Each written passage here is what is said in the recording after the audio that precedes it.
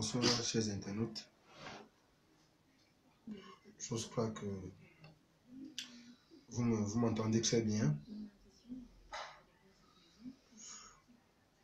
Bon, si c'est le cas, je vous prie de me faire un signe pour me rassurer que vous m'entendez très bien.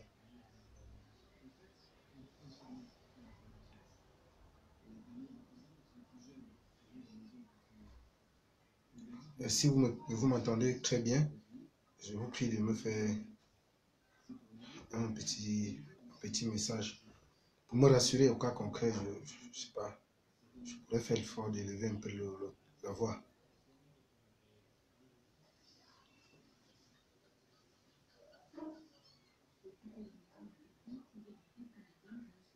D'accord, là je suis sûrement rassuré que vous me percevez. Alors, comme vous le savez très bien, vous avez été nombreux à être informés que j'ai été victime d'une agression, du moins d'une tentative d'assassinat ce matin. Je rends grâce à Dieu. Sinon, grâce à qui aujourd'hui nous pouvons encore se parler, même si j'ai plus 24 résultats. C'est au moins un plus parce qu'il n'a pas permis à ces personnes animées d'un esprit satanique d'arriver à leur fin. Alors, je ne pourrais pas faire un texte aussi pour détailler ce qui m'est arrivé, donc c'est pourquoi j'ai souhaité faire ce live pour essayer de vous entretenir sur ce que j'ai vécu en fait. Alors, permettez que je commence d'abord par remercier tous ces Camerounais, tous ces nombreux internautes qui ont eu à me signifier leur soutien. J'ai reçu pratiquement plus de 200 appels ce jour, sans compter les messages WhatsApp, sans compter les encouragements d'autres natures. Permettez que je commence par remercier mon employeur Cameroun Web, le site d'information Cameroun Web, avec qui je travaille, qui a tenu, une fois avoir appris mon agression, à faire un communiqué pour alerter le monde entier. Puisque, voyez-vous, le plus important dans ce genre de cas aussi, en plus d'être sorti vivant, c'est savoir qu'il y a des personnes qui vous portent dans leur cœur. Je veux remercier aussi tous mes frères du 4e pouvoir, qui ont également fait un tollé à ce sujet. Sans oublier le grand frère Jipon Remingona, qui est à Paris. Sans oublier M. Jean Mangos, qui a pris le temps de m'appeler. On a causé pendant 25 minutes. Sans oublier le jeune frère Denis Emilia Tangana. Sans oublier Boris Bertol. Sans oublier le grand frère Mamadou Moufa. Sans oublier mon frère aîné Serge Aimé Bikoy. Sans oublier Claudicia, qui a permis que je m'exprime dans son antenne, dans le cadre de l'émission Couleur Tropicale qui passera tout à l'heure. Il a pris sur lui de m'appeler, de s'enquérir et de m'encourager. Cela se doit d'une gratitude. Donc, permettez que je leur fasse ce clin d'œil pour leur signifier ma reconnaissance vis-à-vis de ce qui s'est passé. Alors, comme j'étais en train de le dire, je veux aussi remercier le grand frère Moifo, qui certainement nous écoute en ce moment. Saluer aussi le grand frère Lebon Dachua, qui malgré sa cellule a tenu au moins de me porter à cœur. Beaucoup, ils ont été des milliers de Camerounais qui m'ont apporté le soutien. Alors je vais aller tout droit au but pour dire ce matin, avant de continuer, je vais aussi tout de même dire merci à ceux-là qui ont, je voulais dire, dénaturé ce que j'ai vécu. Dès qu'on dit c'est ma femme qui a fait ci, donc on dit je suis tombé d'une moto parce que je sentais des buvettes. Bon, tant mieux, je cite Landjo Moussa qui a fait un post dans un groupe WhatsApp pour ironiser mon sort. Bon, c'est son droit. Tout le monde n'est pas obligé de m'aimer. Je leur encourage d'ailleurs d'être constants dans leur haine. Ça signifie qu'effectivement, eux, au moins, ils sont sérieux envers leur méchanceté. Alors, comme j'étais en train de dire, je sors chez moi ce matin. Il est pratiquement, la plupart du temps, je me réveille, puisque je dors peu, je peux dormir pendant 2 ou 3 heures de temps. Je me réveille souvent à 4 heures, 3 heures pour faire le tour de la toile pour parcourir l'actualité, écouter le journal pour savoir comment le monde se porte. Et je prends souvent sur moi, c'est déjà une coutume de faire des revues de presse sur ma page Facebook et sur mon compte. C'était donc la coutume lorsque j'ai fini. Et je suis allé aux toilettes, j'ai constaté, je voulais prendre mon bain, j'ai constaté qu'il y avait savon qu'il n'y avait plus. Je suis donc sorti, il était 6h15, puisque mon domicile n'est pas loin de la route. Je suis donc sorti et pour me rendre chez le boutiquier qui est à 150 mètres de ma maison. Alors, lorsque je sors de la barrière, un véhicule passe. Du moins, puisque je sais que c'est un quartier résidentiel, il y a tout, je suis sûr que je ne peux pas imaginer il y a des personnes qui puissent arriver à 6h30, 6h15, même si ils voulaient me faire la pause. Je ne pouvais pas savoir que c'est à cette heure qu'ils pouvaient choisir de le faire. Alors, je prends donc la route, je suis en train de sortir. Il y a donc 3 individus qui étaient tous en casquette, braqués noirs, qui avançaient. L'un vient directement vers moi. Il me dit, gars, c'est comment? Bon, lui, il ne m'est pas familier puisque je suis un peu trop discret aujourd'hui, on me connaît peu. Je sens que lorsqu'il me dit ça, les 2 autres viennent. Je voulais voir bizarre parce que moi, les gens ne peuvent pas s'orienter vers moi comme ça, je ne les connais pas. Alors j'essaie un peu de prendre du recul. Je dis, mais qu'est-ce qui ne va pas? Ils ne font qu'arriver vers moi. J'essaie un peu de vouloir fuir. Ils m'arrêtent. Ils commencent à m'asséner des coups de poing. Bon, moi aussi, étant dans une posture où je sais que je suis en danger, j'essaie de me débattre tant bien que mal pour essayer de sortir du gouffre. C'est ainsi donc et ils parviennent à me mettre au sol. Ils commencent à me rier, l'autre sort le couteau. Vous pouvez constater, je ne sais pas, vous pouvez voir là. Vous pouvez voir. Vous pouvez voir au niveau de mon pied gauche, on a fait une suture ici parce que la blessure était très profonde. Donc ils ont bradé, ils ont déchiré. Comme si cela ne suffisait pas malgré les cris d'alerte, puisque étant dans un état pareil, il faut toujours prendre sur soi de lancer des cris d'alerte. J'ai essayé de le faire. Le boutiquier donc qui était chez qui je me rendais, il sort puisqu'il voit ce qui se passe. À l'instant, il ne se rend pas compte que c'est quelque chose de sérieux. Il se dit peut-être généralement, vous savez, le niveau d'insécurité demande parfois aussi d'être prudent dans ce genre de situation. Alors lorsqu'il sent c'est moi, je l'appelle, je dis c'est moi, au secours. Il m'observe, il constate bien que c'est moi. Il vient donc vers moi me secourir. C'est parce que c'est lui. Donc moi, c'est grâce à lui que j'ai eu la vie sauve. Il vient me secourir. Lorsqu'il vient donc, je trouve la faille, je fuis, je m'en vais dans sa boutique. Malgré le fait que je sois dans sa boutique, il me suit jusque dans la boutique. Lui également, il essaie de se battre. Il y avait donc une table là, j'ai essayé de pousser la table pour les empêcher d'arriver jusque moi. Alors, certains voisins ayant entendu les cris, l'un de sort, il constate qu'il y a quelque chose de pas sérieux qui se passe à la boutique. Lui aussi, il entre dans la boutique. C'est en ce moment que ces gens sortent. Le réseau est perturbé. Alors, c'est bon, parce que j'ai arrêté, parce que j'ai constaté que le réseau était apparemment en signal direct. Alors, lorsqu'il fait cela, ils s'en vont. Lorsqu'ils s'en vont, là, le véhicule en question qui est passé à côté de moi les attendait un peu plus devant.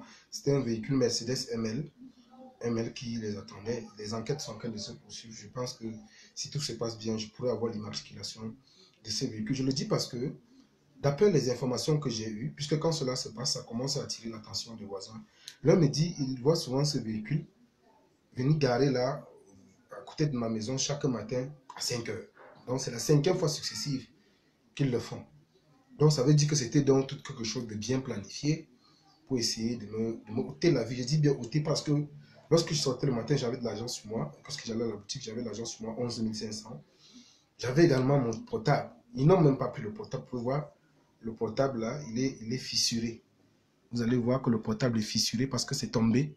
Ils ne l'ont pas pris. Ils n'ont pas pris. Ils sont partis. Alors, ils sont partis sans maudit. Du moment même s'ils m'avançaient des propos, des paroles, je peux vous dire que je ne peux pas savoir parce que tout ce qui était dans mon esprit, c'est essayer de me battre pour essayer de sortir de leurs mains, même s'il arriverait que je laisse ma vie parce que ils ne venaient pas pour le matériel ou quoi que ce soit. Donc, ils venaient automatiquement m'assassiner.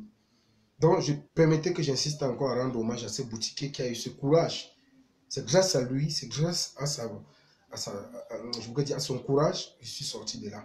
Voyez-vous, si cette boutique n'était pas ouverte, vous aurez entendu le matin que j'ai été assassiné. J'étais en bordure de route.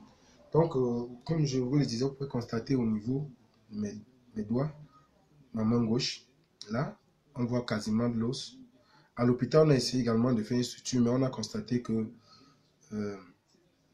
si on le faisait, mon doigt ne pouvait plus bouger. Donc, on a attaché la suture, donc on voit quasiment l'os. Également ici et là. Donc, voilà ce qui vous pouvez vraiment constater au niveau du coude. Au niveau du coude aussi. Je vais me décoiffer pour vous bien vous montrer. Donc, vous pouvez voir là. Vous pouvez voir. Le matin, mon œil ne s'ouvrait quasiment plus. Ça ne s'ouvrait quasiment plus. Donc, je suis sous antibiotiques. On m'a prescrit des antibiotiques que j'ai acheté, que je suis en train de prendre. Donc, voilà ici. Voilà un peu le récit de ce que j'ai vécu le matin. J'ai envie ici de rappeler qu'il y a cela 2 mois, lors de la période électorale, il y a des individus qui sont venus séquestrer ma maison. Heureusement, ce jour, j'étais parce que mon nom est de 10 ou 7. Je n'étais pas à la maison. J'ai eu l'information, j'étais obligé de vivre de façon reclusée parce que, de façon recluse, pas pour moi, parce qu'il je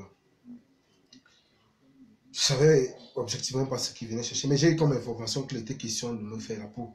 J'étais obligé de me retirer pendant 1 mois. Et c'est 1 mois passé, j'ai pris les dispositions. Et comme vous voyez, mais je constate qu'ils sont récidivistes et vous savez très bien que c'est peut-être la 4e, au moins la 4e agression dont je suis victime. C'est au moins la 4e agression dont je suis victime aujourd'hui. Mais celle-ci est d'autant plus grave, très grave, parce qu'ils venaient me tuer. Alors je ne sais pas ce que ces gens voulaient, mais je tiens à préciser que ces méthodes d'intimidation ne servent à rien. Ça ne sert à rien. Parce que ça ne sapera pas mon moral. Je tiens à leur dire cela. S'ils pensent m'avoir intimidé, non, rassure, qui se rassure que davantage, ils m'ont plutôt donné beaucoup de courage. Vous voyez?